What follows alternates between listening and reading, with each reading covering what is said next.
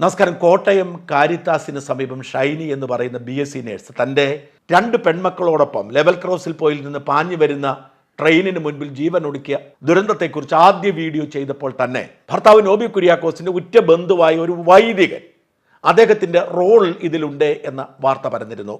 പലരും അത് സംബന്ധിച്ച ശബ്ദരേഖകൾ ഞങ്ങൾക്ക് കൈമാറിയെങ്കിലും ആ പേര് തൽക്കാലം വെളിപ്പെടുത്തണ്ട എന്നായിരുന്നു ഞങ്ങളുടെ തീരുമാനം. അതിൻ്റെ കാരണം ഈ വൈദികനെക്കുറിച്ച് ചിലർ പറയുന്ന പരാമർശങ്ങളല്ലാതെ ഇതൊക്കെ സ്ഥിരീകരിക്കാനുള്ള സംവിധാനങ്ങളൊന്നും ഉണ്ടായിരുന്നില്ല. പക്ഷേ ഈ വാർത്ത പുറത്തു വന്ന് 2-3 ദിവസമായി വലിയ കൊടുങ്കാറ്റായി അത് പടർന്നിട്ടും ഈ വൈദികനെ ന്യായീകരിക്കാനോ അയാൾ നിരപരാധിയാണ് എന്ന് പറയാനോ ആരും രംഗത്ത് വന്നില്ല. മാത്രമല്ല അനേകം പേർ ഈ വൈദികനാണ് ഭർത്താവിൻ്റെ പീഡനത്തിന് ഒത്താശ ചെയ്തതും അതിൽ നിന്നും രക്ഷപ്പെട്ടോടി വന്ന യുവതിക്ക് പിടിച്ചു നിൽക്കാൻ കഴിയാത്ത സാഹചര്യം ഉണ്ടാക്കിയെന്ന് വിശദീകരിച്ചുകൊണ്ട് രംഗത്ത് വന്നു. പലരും പറഞ്ഞത് പരിശോധിച്ചപ്പോൾ അതിൻ്റെ വിശദാംശങ്ങളിലേക്ക് പോയപ്പോൾ ഈ വൈദികന്റെ പേര് വെളിപ്പെടുത്താതിരിക്കുന്നത് നീതിയുക്തമായ മാധ്യമ പ്രവർത്തനത്തിന് എതിരാകും എന്നതുകൊണ്ട് ഈ വൈദികന്റെ വിശദാംശങ്ങൾ ഞങ്ങൾ വെളിപ്പെടുത്തുകയാണ്. വെറുതെ വെളിപ്പെടുത്തുന്നതല്ല. ഈ വൈദികനെതിരെ ഇപ്പോൾ പരാതി നാട്ടുകാരുടെ ഭാഗത്തു നിന്നും വിശ്വാസികളുടെ ഭാഗത്തു നിന്നും ഉണ്ടായതുകൊണ്ടാണ്. ഫാദർ ബോബി ചിറയിൽ എന്നാണ് അദ്ദേഹത്തിന്റെ ഔദ്യോഗിക നാമം. ബോബി സി ബേബി എന്നായിരുന്നു അദ്ദേഹത്തിന്റെ മുൻ നാമം. ഇപ്പോൾ അദ്ദേഹം ഓസ്ട്രേലിയയിലെ ന്യൂ സൗത്ത് വെയിൽസ് സംസ്ഥാനത്തെ ബ്രോക്കൺ ബേ എന്ന കത്തോലിക്ക രൂപതയിലെ വൈദികനാണ്. ഈ മലയാളി വൈദികരാണ് പലപ്പോഴും ഇംഗ്ലീഷ് രൂപതകളിലേക്ക് ലോകത്തിൻ്റെ നാനാഭാഗത്തേക്കും സേവനമനുഷ്ഠിക്കാൻ പോകുന്നത്. നല്ലതായിട്ട് ഇംഗ്ലീഷ് അറിയാവുന്ന മിടുക്കന്മാരെയാണ് സെലക്ട് ചെയ്യുന്നത്. അവർക്ക് ആവശ്യത്തിന് അച്ഛന്മാരില്ല.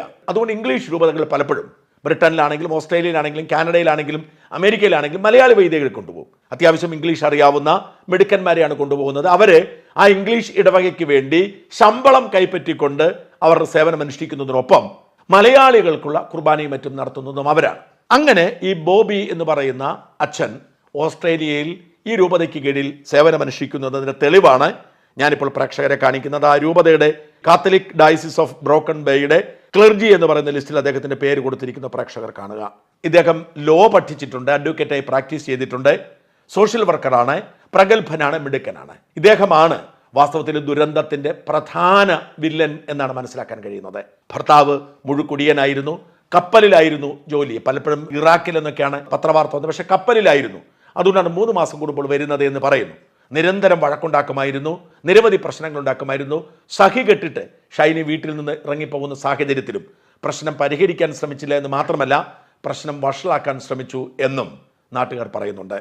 ഷൈനിയുടെ ഭർത്തൃ വീട്ടുകാരുടെ അയൽപക്കത്തുള്ള ഒരു അമ്മ ഈ അച്ഛനെ കുറിച്ച് പറയുന്നത് ഹാർഡ് ഫാമർ എന്ന് പറയുന്ന യൂട്യൂബ് ചാനലിൽ വന്നിട്ടുണ്ട്.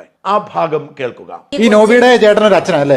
ഈ അച്ഛന്റെ പേരെന്താ? അച്ഛന്റെ പേര് ബോബി ചേരി. ബോബി ചേരിയില് അച്ഛനെ വീട്ടിൽ വരാറുണ്ടോ? വീട്ടിൽ വരാറുണ്ട്. ഈ അച്ഛനെ ഈ കാര്യങ്ങള് ഈ ഷൈനി ആയിട്ടുള്ള ഈ ഇവരുടെ കുടുംബങ്ങളൊക്കെ അച്ഛനത് കോംപ്രമൈസ് ചെയ്യാനായിട്ട് തയ്യാറായിട്ടില്ലല്ലേ?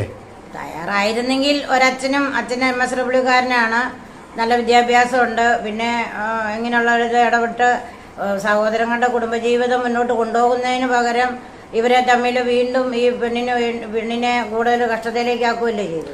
ഈ അച്ഛന്റെ ഇടപെടൽ നന്നായിട്ടുണ്ടായിരുന്നു ഇവരുടെ കുടുംബത്തിൽ. എല്ലായിടത്തും അച്ഛന്റെ ഇടപെടലിനും അച്ഛന്റെ ഭീഷണി ഉണ്ടായിരുന്നു. അച്ഛന് ഹൈക്കോടതി അഡ്വക്കേറ്റ് ആയാറ് എന്തോ ആവാന്നുള്ള രീതി നിയമങ്ങൾ തൻപോരിമയായി പോയി.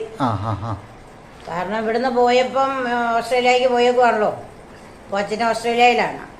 ആ സമയം പോകുന്നതിന് തൊട്ട് മുമ്പാണ് ഇവർക്ക് ഈ പാലിയേറ്റീവിലുണ്ടായിരുന്ന ജോലിയും കൂടെ കളഞ്ഞു വെച്ച് പോയത്.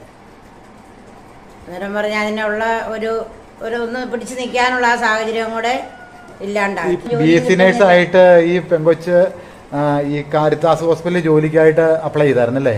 എത്ര ഹോസ്പിറ്റലിൽ കൂടെ പോയി. ജോലിക്ക് ചെന്ന അന്നാണ് അവൾക്ക് ജോലി എല്ലാം ചെല്ലാൻ പറഞ്ഞ അന്ന് ചെന്നപ്പോ ജോലിയില്ല. അതിനെ കാരണം വന്നേ അതാണ് പറയുന്നത്. ആ ജോലി ജയിപ്പിക്കണ്ടെന്ന് ഉള്ള നിർദ്ദേശം അനുസരിച്ചാണ് അച്ഛൻ പറഞ്ഞു. എന്നാണ് ഇപ്പം മുൻപ്. അതായത് എവിടെ ജോലി കിട്ടിക്കഴിഞ്ഞാൽ അപ്പൊ അച്ഛന്റെ ഇടപെടലുണ്ടാവും. അച്ഛൻ വിളിച്ചു പറയും. പാലിയേറ്റീവ് കെയറിൽ ജോലി ചെയ്തുകൊണ്ടിരുന്നപ്പോ അച്ഛൻ പറഞ്ഞു ഇവിടെ അവളെ അവിടെ ജോലിക്ക് നിർത്താൻ പറ്റിയായിരുന്നല്ലേ?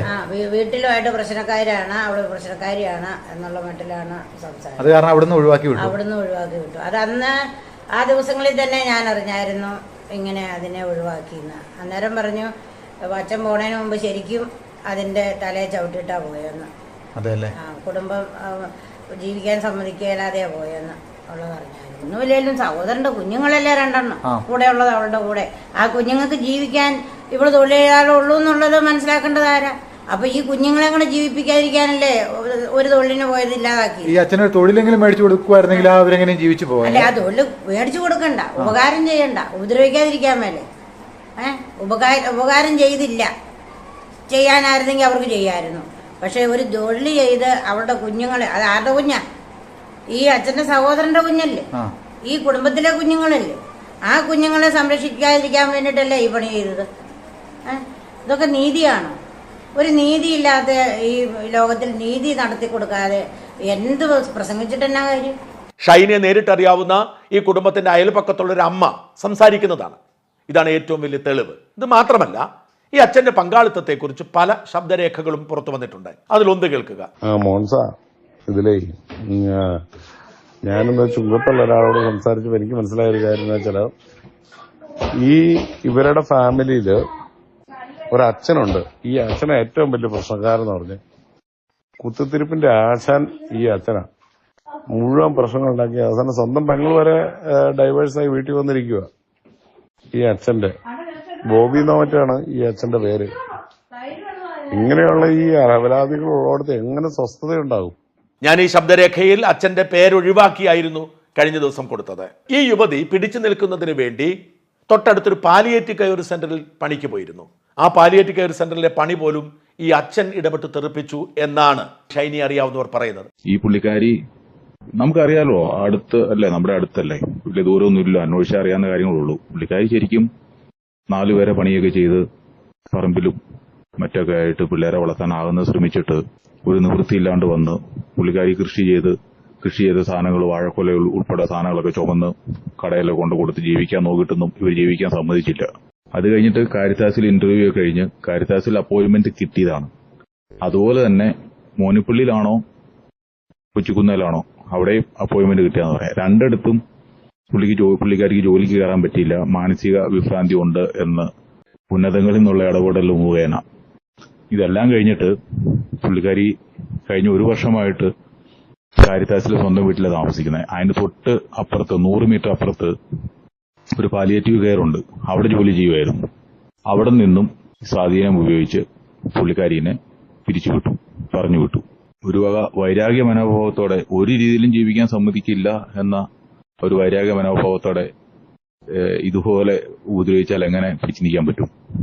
ഷൈനി അവിടെ ആയിരുന്നപ്പോൾ ഒരു ലോൺ എടുത്തിട്ട് കുടുംബം നടത്തുന്നതിനും കുട്ടികളെ പഠിക്കുന്നതിനുമൊക്കെ കുടുംബശ്രീയിൽ നിന്ന് ആ ലോൺ തിരിച്ചടയ്ക്കാൻ വീട്ടുകാർ കൂട്ടാക്കിയില്ല. അത് പോലീസ് സ്റ്റേഷനിൽ കേസായി, കോടതിയിൽ കേസായി.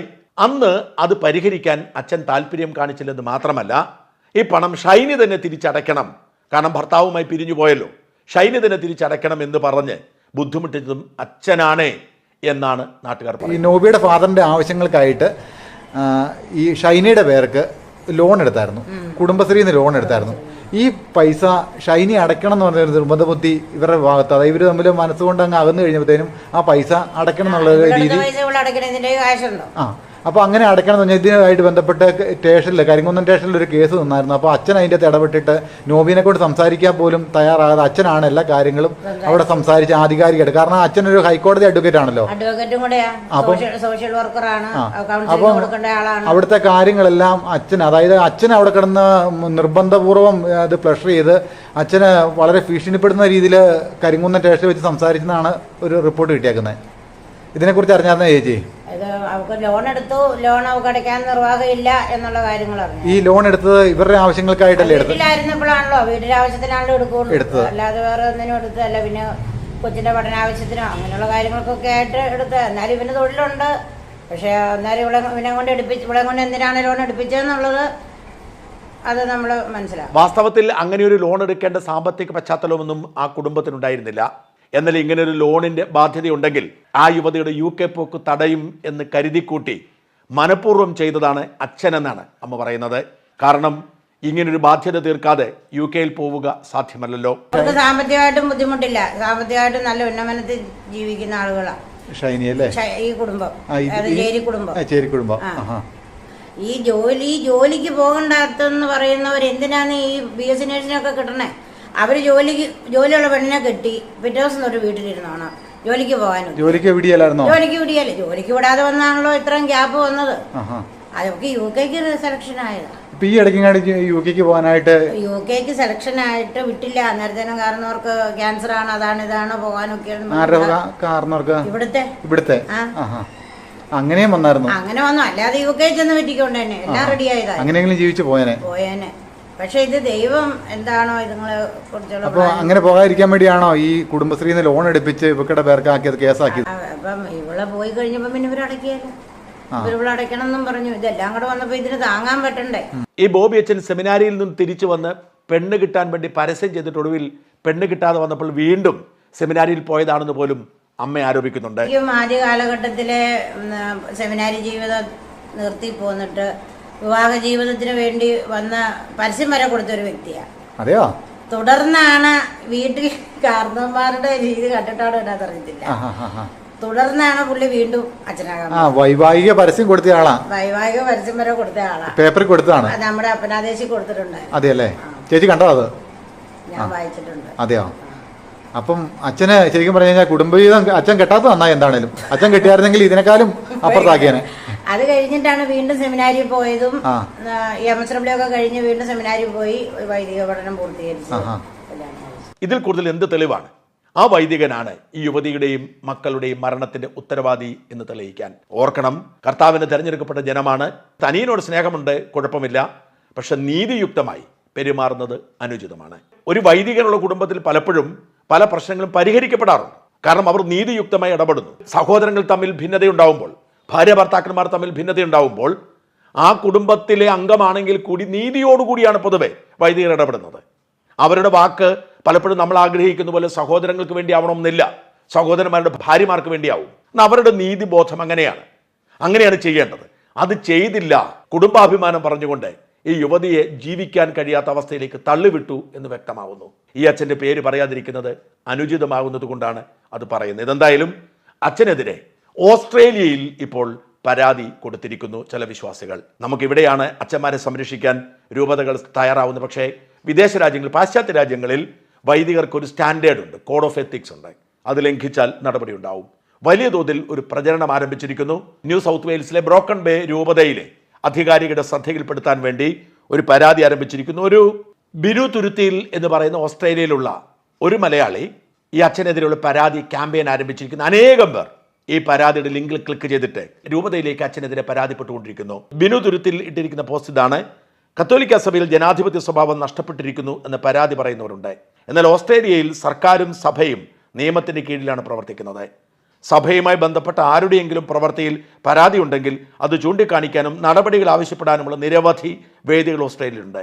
Catholic church professional standards, Australian Catholic safeguarding limited തുടങ്ങിയ ആരോപണ വിധേയവരുടെ വ്യക്തികൾ ജോലി ചെയ്യുന്ന രൂപതകൾ എന്നിവിടങ്ങളിൽ പരാതികൾ ഉന്നയിക്കാം എന്ന് പറഞ്ഞുകൊണ്ട് കുറെ ലിങ്കുകൾ കൊടുത്തിരിക്കുകയാണ്. ലിങ്കുകൾ ഇവയൊക്കെയാണ്. എന്തായാലും നൂറുകണക്കിന് പരാതികൾ ഓസ്ട്രേലിയൻ മലയാളികൾ മാത്രമല്ല അതിന് പുറത്തുള്ളവരും ഈ ലിങ്കുകളിലൂടെ നൽകിക്കൊണ്ടിരിക്കുന്നു എന്നാണ് മനസ്സിലാക്കാൻ കഴിയുന്നത്. പ്രിയപ്പെട്ട പ്രേക്ഷകർക്കും ഈ ലിങ്കുകളിൽ ക്ലിക്ക് ചെയ്ത് ഈ വൈദികനെതിരെ പരാതി ഉണ്ടെങ്കിൽ കൊടുക്കാവുന്നതാണ്. സഭാധികാരികൾ അന്വേഷിക്കട്ടെ, അദ്ദേഹം കുറ്റക്കാരനാണെങ്കിൽ ശിക്ഷിക്കട്ടെ.